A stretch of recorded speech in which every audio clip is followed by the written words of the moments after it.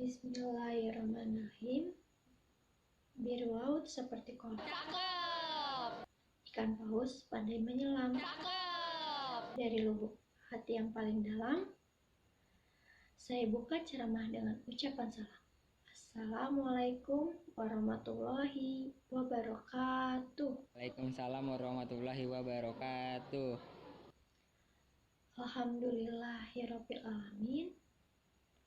Wassalatu wassalamu asrofil anbiya'i wal mursalin Sayyidina wa nabiyana Muhammadin wa ala alihi wa sahbihi ajmalin. Amma ba'd. Alhamdulillah, puja dan puji bagi Allah Subhanahu wa Ta'ala yang Maha Pengasih lagi Maha Penyayang, yang telah mengabulkan doa hamba-hambanya apabila kita berdoa dan mengingatnya.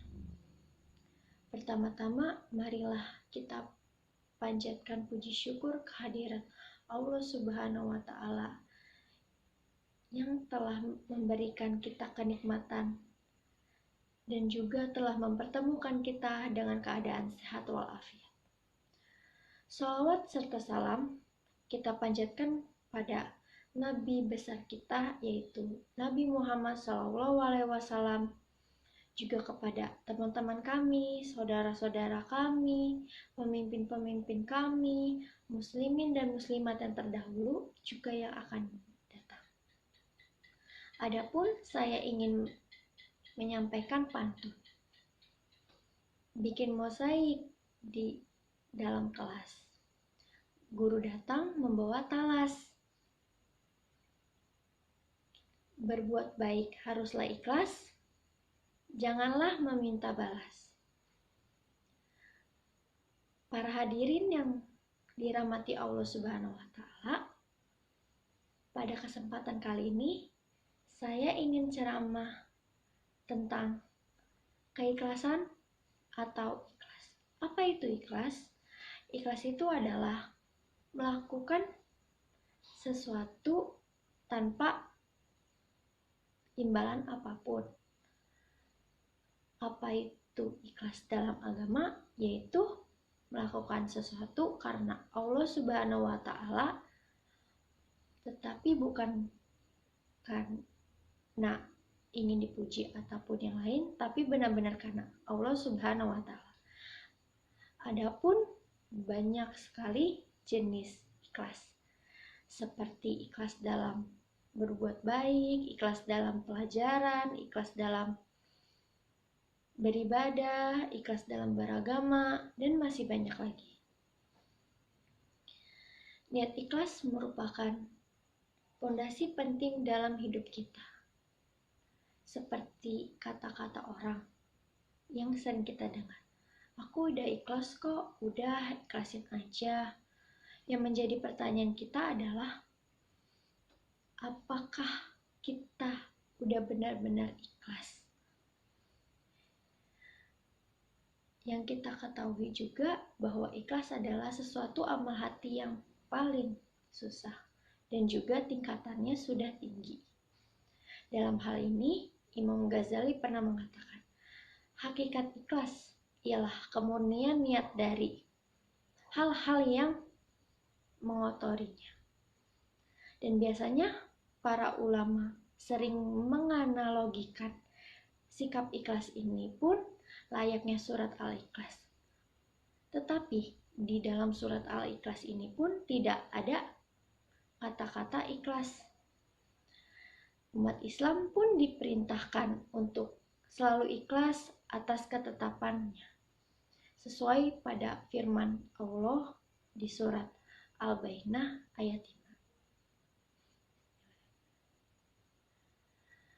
5. Wa ma umiru illa liya'budullaha wa mukhlisina lahuddin wa hunafa wa yuqimus sholata wa atuz zakata wa zalika dinul qayyimah. Yang artinya, mereka tidak diperintahkan kecuali untuk menyembah Allah dengan mengikhlaskan ketaatan kepadanya, semata-mata karena menjalankan agama dan juga agar melaksanakan sholat dan menunaikan zakat. Dan yang demikian itulah agama yang lurus atau benar. Dalam ayat tersebut mengandung beberapa hal yang penting harus kita cermati. Yang pertama yaitu kita hanya boleh beribadah kepada Allah Subhanahu wa Ta'ala saja tanpa menyekutukannya. Dan ayat tersebut juga menunjukkan bahwa betapa pentingnya sikap ikhlas dalam kehidupan kita. Sebab setiap amalan yang kita lakukan tanpa didasari sikap ikhlas ini pun, amalan tersebut akan tidak dipandang sah di mata Allah Subhanahu wa Ta'ala.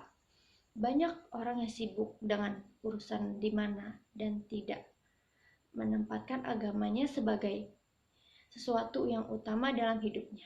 Semoga kita dihindarkan dari sikap seperti itu. Amin ya rabbal alamin.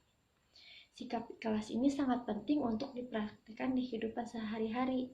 Makanya dengan itu, marilah kita praktekkan sikap ikhlas tersebut dalam kehidupan sehari-hari.